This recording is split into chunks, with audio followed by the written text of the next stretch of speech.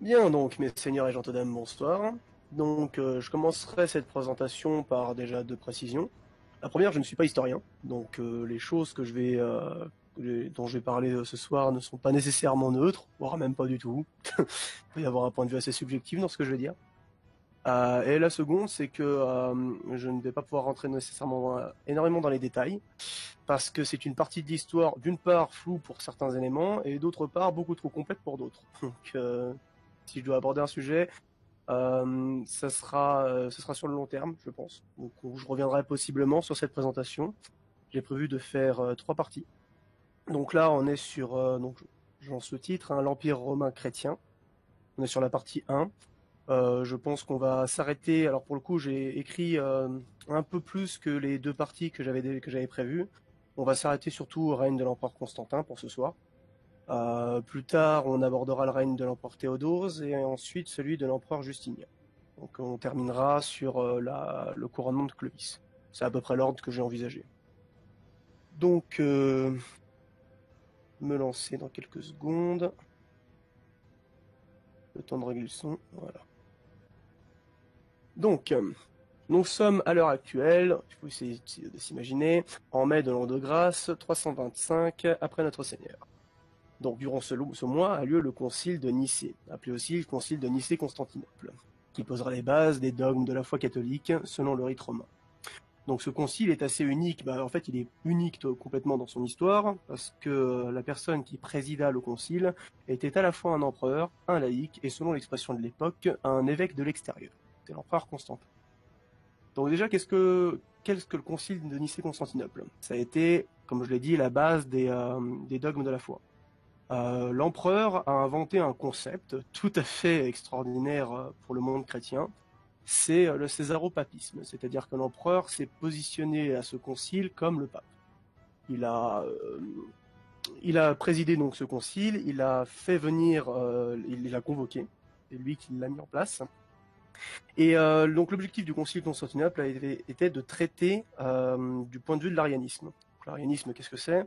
C'est un courant religieux du temps de l'empereur Constantin qui remettait en doute, alors non pas la divinité du Christ, mais son ordre dans la Sainte Trinité. C'est une affaire de docteur de l'Église qui a fini par être tranchée par ce concile. Le concile de Constantinople a établi beaucoup de choses que nous connaissons aujourd'hui et que nous avons justement encore dans notre foi. Donc la Sainte Trinité, donc au nom du Père et du Fils et du Saint-Esprit, ça fait partie justement des choses que le Concile a traitées, c'est-à-dire la reconnaissance de la Trinité, parce qu'à l'époque on ne reconnaissait que Dieu et on considérait que notre Seigneur était certes son Fils, mais n'était pas Dieu de lui-même. Voilà. Donc ça c'est justement ce qui a été plus tard qualifié de l'hérésie de l'arianisme. Le symbole de Nicée a été justement décidé à ce concile, donc c'est l'expression c'est notre credo. C'est l'un des credos qui sont validés aujourd'hui par l'Église catholique. L'objectif de Constantin dans ce concile était justement de mettre fin au mouvement de l'arianisme en le déclarant comme hérésie. C'était un objectif complètement voulu de la part de Constantin. C'est-à-dire qu'en fait la décision avait déjà été prise avant même la réunion du concile, étant donné que c'est lui finalement qui a tranché à la fin. Pourquoi Parce qu'il ne voulait pas que son empire soit divisé de l'intérieur, surtout pas pour des guerres de religion. Sachant qu'il tentait de plus en plus d'unifier, enfin de promouvoir le catholicisme. Alors si le catholicisme était divisé en lui-même, vous imaginez bien que c'était un peu compliqué de réussir à le promouvoir correctement. Ce qu'il en est ressorti, c'est que du concile, seuls deux évêques se sont opposés en fait au jugement de Constantin. Donc c'était justement l'évêque Arius et un autre dont le nom malheureusement m'échappe. Euh, pour les Donc, en ce qui concerne l'arianisme, ça a été considéré très rapidement comme une hérésie. Donc, en revanche, l'empereur Constantin, c'est là où on voit que c'était simplement dans un objectif politique, c'est-à-dire qu'il n'avait pas de croyance particulière et personnelle à mettre là-dedans. L'arianisme, qui a été considéré comme une hérésie à la fin de ce concile, a été finalement l'excommunication qui avait été prononcée a été remise plus tard dans l'histoire, et Constantin se fera lui-même baptiser par un arien. Donc voilà. Alors ensuite, en ce qui concerne le contexte. Donc, pourquoi et comment est-ce que le concile est arrivé? Justement, on va en parler. Alors, donc dans le contexte, il faut bien situer qu'on se trouve actuellement à la fin de la Pax Romana, c'est-à-dire cette période de relative stabilité qui dura de -25 du règne de l'empereur Auguste à l'an 253, donc qui marque la fin de la guerre civile entre Émilien l'usurpateur, comme il y en aura tant d'autres, et son rival Valérien. Valérian Ier, pardon. Alors, donc qu'est-ce que c'est déjà que la Pax Romana? Comme j'ai dit, c'est une période de paix relative, parce qu'en fait on estime que c'est une période de paix, ce qui n'est absolument pas le cas, elle porte assez mal son nom. Rome n'était pas en paix, elle était en guerre à l'époque au niveau de ses frontières. C'était justement une guerre d'expansion, que la paix régnait au sein de l'Empire. En revanche, les légions étaient parfaitement actives au niveau de la Limesse, et justement étendaient les frontières de l'Empire, notamment à la Germanie. À la Britannie, puis à la Germanie d'ailleurs. Du coup, c'est une période qu'on estime de paix également parce que, effectivement, dans l'histoire romaine, ça a été la seule période où il n'y a pas eu de guerre civile, ou plutôt il y en a eu une seule, assez courte, qui a duré à peu près 1 an environ, et voilà, on estime que c'est une période de paix, pour Rome en tout cas. Voilà. Donc c'est une période d'essor économique, donc forcément quand on fait la guerre et quand on fait des conquêtes, on récupère du pognon chez les voisins, et du coup on le ramène dans les coffres. Donc effectivement ça a été particulièrement faste pour, pour notamment le marché de l'esclavage qui a pris un grand essor. Donc c'est une période d'expansion, comme je viens de le dire, et également une immense période de persécution des chrétiens à travers l'Empire. On peut, et d'ailleurs j'aurai une petite liste, donc je ne vais pas vous lire entièrement parce que c'est les périodes de persécution justement sous l'Empire romain. Il y en a eu beaucoup en réalité. Il y en a eu vraiment beaucoup. On peut dire, si je devais citer des périodes, je dirais que c'est allé de l'empereur Auguste jusqu'à Marc Aurèle, jusqu'à Dioclétien. À chaque empereur y a ajouté sa petite dose plus ou moins importante. Certains ont émis des lois justement contre les chrétiens, d'autres ont simplement émis des lois contre les juifs, mais étant donné que les chrétiens étaient contre les juifs à l'époque comme une espèce de branche du judaïsme, ça englobait également. Donc c'est une période assez obscure en réalité pour les personnes qui l'ont vécu. C'était dans les périodes de persécution chrétienne se sont étalées donc sur l'intégralité de la Pax Romana. Elles ont été particulièrement violentes à la fin, donc les 10 dernières années du règne de Dioclétien. Ouais. Donc je pourrais citer également l'empereur Néron qui a lui incendié Rome et a fait passer ça sur le dos des chrétiens en disant que c'était eux les responsables. Il en a profité pour se faire construire un superbe palais qui faisait la taille de plusieurs stades de foot et qui était richement décoré. Bon, c'était sa façon de remercier le martyr. Donc sur la fin de la Pax Romana, alors on peut dire que la Pax Romana s'est terminée avec l'arrivée de la tétrarchie. La tétrarchie, sans rentrer dans le détail, je peux affirmer que c'est une saloperie de A à Z. C'est-à-dire que, si vous voulez, l'Empire était divisé avant l'heure, pas de séparation officielle entre l'Orient et l'Occident, mais l'Empire a été divisé au niveau de son administration entre les Augustes et les Césars. Le César était justement le second de l'Auguste et qui était considéré comme l'empereur d'Orient, si on veut, et d'Occident. C'est-à-dire qu'il n'y avait rien d'officiel, c'est Constantin, lui, qui établira véritablement l'Empire d'Orient, l'Empire d'Occident, après la création de Constantinople, mais ça viendra plus tard. Dans l'exposé, ce ne sera pas pour ce soir d'ailleurs, la création de Constantinople est une épopée en elle-même. Donc je continue du coup sur la tétrarchie. En fait, si vous voulez, chacun des Augustes en fait désignait un César qui dirigeait le consul, qui était un peu comme un consul, qui dirigeait les affaires courantes en fait, tandis que lui régnait. Ça a donné lieu à une abnégation de la démocratie, si on veut, de l'époque, c'est-à-dire que les tétrarques se sont mis à désigner leurs héritiers personnels comme successeurs, ce qui a engendré des guerres civiles sur des guerres civiles. En fait, concrètement, on est même arrivé à une période de l'histoire où 7, on va dire, César, Auguste et Marc, si on veut, se sont autoproclamés empereurs mutuellement. En fait, donc voilà, c'était les périodes de ce qu'on appelle justement après la Pax Romana. Les historiens ont tendance à appeler cette période l'âge des usurpateurs.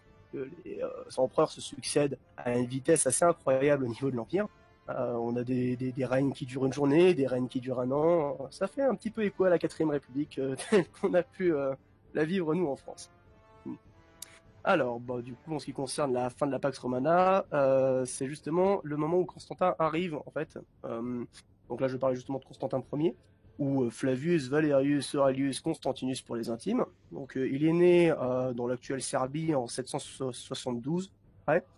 Les historiens ne sont pas tous sûrs de la période de sa naissance. Oui, d'ailleurs, je précise, j'en profite pour dire que l'historien dans lequel je m'inspire, en fait, pour ce que je dis, c'est Aurelius Victor, hein, ainsi qu'un autre historien de l'époque, d'Ésèpe de Césarée. qui ont relaté justement sa vie. Pour le coup, et beaucoup d'autres historiens ne sont pas d'accord sur l'année exacte de sa naissance, et bon, finalement, ça n'a pas tellement d'importance que ça. Donc on notera que Constantin vient vraiment au monde juste à la fin de la Pax Romana, donc il vit de son vivant et durant son enfance, en fait, cette période de trouble où l'Empire fait la transition entre un Empire romain fort et un Empire romain en déclin. Donc lui sera proclamé plus tard le 34e empereur de Rome, donc en l'an 36, donc par ses légions de Bretagne, comme cela arrivera assez souvent dans les siècles qui suivront. Voilà.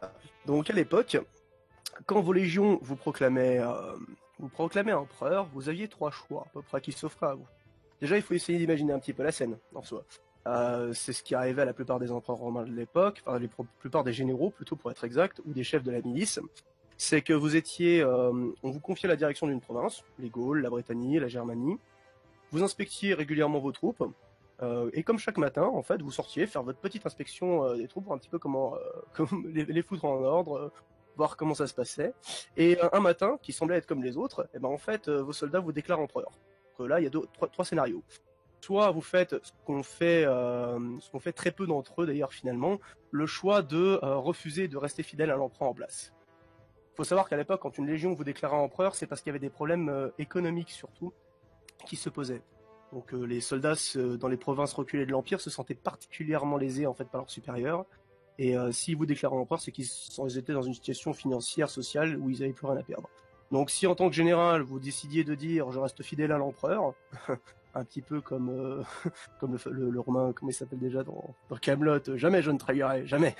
Et bah, en fait, vous vous faisiez exécuter par vos propres troupes. Généralement, c'est plutôt votre officier en second qui vous assassinait tranquillement et qui prenait la tête de la Légion pour aller justement récupérer et revendiquer le trône impérial.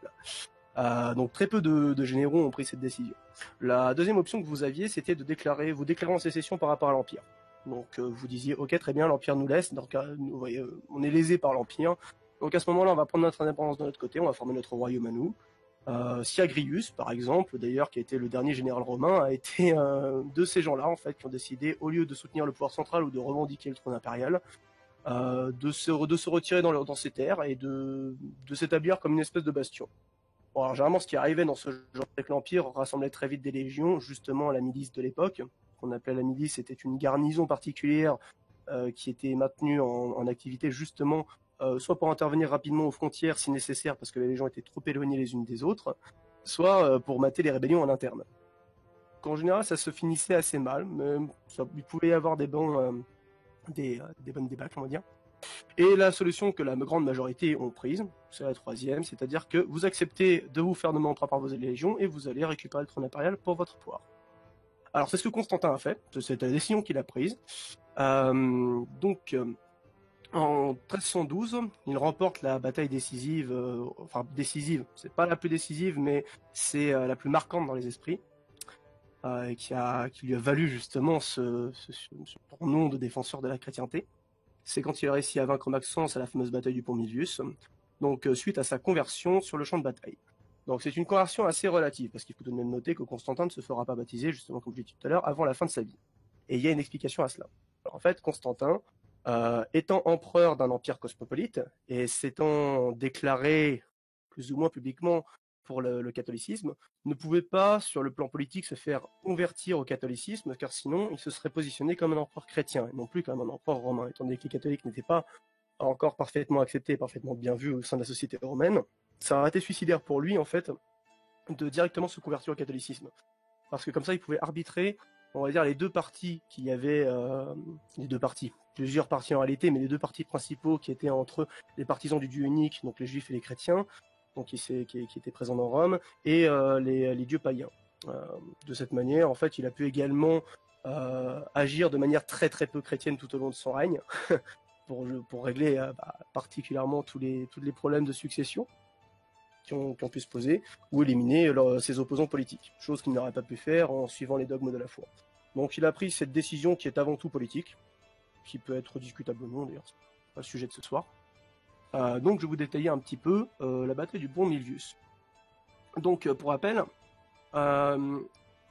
Constantin au pont Milvius a une vision dans laquelle Dieu lui parle et lui montre le signe PX, qui sont les lettres du mot Christos. Par rapport au mot Christos, d'ailleurs, pourquoi ces lettres PX? Alors, je saurais pas vous sortir le nom qui définit, parce qu'en fait, c'est un rapport avec le poisson. Le poisson est un symbole, justement, des premiers chrétiens persécutés, qu'ils gravaient devant l'entrée de leur maison ou dans certaines zones, dans certains lieux de culte, pour signifier leur appartenance au christianisme. Et en fait, ces deux lettres PX faisaient partie, en fait, du mot grec qui définissait le poisson. Donc c'est pour ça que le poisson, et d'ailleurs, je vais vous mettre l'une des images que j'ai récupérées. Alors, dans les 100 micros, vous pourrez la voir. Donc je serais bien incapable de vous prononcer le mot poisson en latin. Si quelqu'un le connaît, je l'invite à se manifester tout à l'heure. Et je vous envoie également la photo de la bataille du pont Milvius. J'en profitais pour mettre tableau parce qu'il n'y a pas de photo de l'époque. C'est un peu compliqué. Et voilà, l'illustration de la bataille du pont Milvius. Donc, pour le pont Milvius. Alors, comme je disais, Constantin a aperçu dans le ciel les deux lettres P et X, donc qui sont les deux premières lettres du mot Christos, et la voix de Dieu lui disant « Par ce signe tu vaincras ».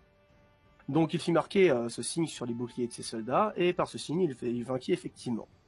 Alors, en ce qui concerne les spéculations sur cette vision, je n'entrerai pas dans les détails parce que les historiens déjà de l'époque et ceux d'aujourd'hui ne sont pas d'accord entre eux. Mais en fait, finalement, on n'en sait rien et on n'en saura probablement jamais rien. En fait. Qu'il ait inventé cette histoire ou non, parce qu'il faut savoir que cette histoire sur le signe PX qu'il a vu dans le ciel a été relatée après l'événement. Donc, évidemment, on ne sait pas. Mais du coup, que ça ne change absolument rien au résultat de la bataille. La partie qui nous intéresse ici chez Constantin étant ses relations étroites avec l'Église catholique. Certains y voient une réelle foi religieuse, et ils ont peut-être raison, d'autres un bas intérêt politique, et ils n'auraient pas tort de le penser non plus. Ce qui est sûr, c'est bien que Constantin, croyant ou non, a mis fin aux persécutions des chrétiens, qui duraient depuis déjà 10 années depuis sa naissance en tout cas, et en cette période, et qui est récurrente dans l'histoire de l'Empire. Que ce soit sous le règne de Néron, comme je le disais tout à l'heure, ou de Dioclétien, c'est finalement à ces persécutions qu'il a mis fin, et je pense que c'est peut-être l'un des aspects les plus importants de son règne. C'est que, quels que soient les intérêts politiques qu'il aurait pu avoir, il a malgré tout fait une chose qui n'était pas nécessaire en fait pour l'époque, parce qu'il aurait très bien pu réussir à remporter la bataille. Enfin, peut-être pas à la bataille, parce qu'il faudrait quand même détailler un petit peu le côté tout à fait miraculeux finalement de cette bataille. C'est que, pour expliquer un petit peu la scène, Maxence se trouvait à Rome en fait au moment où il a appris que les troupes de Constantin se dirigeaient justement sur lui. Normalement, les historiens de l'époque ne sont même pas d'accord non plus entre eux sur le nombre des troupes en présence. On estime qu'il y avait entre 50 000 et 100 000 hommes de chaque côté, donc c'est très très vague. Certains historiens disent qu'il était à 1 contre 4 et d'autres à 1 contre 10. Non, on ne sait pas exactement. Ce qui est sûr, en tout cas, et ce qui revient de manière récurrente dans toutes les sources, c'est que Constantin était en infériorité numérique à ce moment-là. Donc qu'il soit à 1 contre 4 ou 1 contre 10, de toute façon, ça ne change pas grand-chose non plus. Maxence aurait pu choisir de rester dans Rome et de défendre finalement la ville. Mais il a consulté les oracles, et ceux-ci lui ont révélé qu'une grande victoire serait gagnée par-delà les murs. Étant en supériorité numérique, il s'est dit, bon, finalement, cette victoire est automatiquement acquise pour moi. Malheureusement pour lui, ça n'a pas été le cas, en fait. D'ailleurs, je vais vous envoyer une photo du pont, enfin une vidéo du pont Milvius aujourd'hui, pour que vous puissiez constater un petit peu de la largeur, on va dire, du fleuve en lui-même, de la taille du pont. Donc vous l'avez juste en dessous dans les 100 micros. Donc voilà, c'est à cet endroit que s'est déroulée la bataille. Du côté de Rome, vous aviez, donc on peut estimer ça, comme je disais, à 4 contre 1, donc un sacré paquet d'hommes, qui se sont en fait précipités de l'autre côté du pont. Constantin avait déjà déployé ses forces en fait sur le côté, le côté gauche du Tibre. Et Marius en fait finalement a choisi de l'attaquer alors que ses forces étaient déjà constituées. Donc il a fait traverser ses unités, en fait, il a fait traverser le pont en ses unités, cohorte après cohorte. Si vous voulez, en fait, les troupes qui arrivaient juste devant le pont se sont pris. Enfin, Constantin n'a pas hésité une seconde. Il a chargé directement dans le tas, voyant que Maxence ne restait pas de son côté du pont, en fait. Donc, il a contraint l'armée à se battre en fait sur un espace extrêmement étroit. Il a éliminé les cohortes les unes après les autres jusqu'à arriver de l'autre côté. Maxence s'est retrouvé parfaitement démuni sur l'instant. Il a tenté de se replier, et en se repliant en fait dans le fleuve, et bien, il s'est noyé, emporté par le poids de sa propre armure. Donc Alors, peut-on y voir un signe de Dieu ou pas? Moi, je pense que c'est le cas, effectivement. Donc, l'histoire nous le dira. Donc, pour terminer, Constantin réussit à remporter cette bataille. Il sera donc nommé empereur de Rome à partir de l'an 306. Et à ce moment-là, commencera justement une grande période de faste pour la chrétienté. Donc Constantin rassemblera le concile de Nicée-Constantinople, se fera présenter quasiment comme un pape, se servira de l'Église pour asseoir son pouvoir politique. Il va également, en fait, finalement, il sera même l'inventeur du catholicisme d'État, si on peut dire. Toujours est-il qu'à mon sens, ça a toujours été quelqu'un de très croyant. Pour le coup, je ne pense pas que sa conversion soit simplement due à des basses considérations politiques. Je pense qu'il s'est véritablement converti sur le champ de bataille de la manière que Clovis à la bataille de Tolbiac. C'est-à-dire que voyant la défaite imminente, il a choisi de se tourner vers le Dieu chrétien. Et vraisemblablement, il a fait le bon choix. Voilà. Donc je terminerai cette première partie de la présentation là-dessus. Français d'abord, Français mieux vaut la mort que l'esclavage, gloire qui tombe.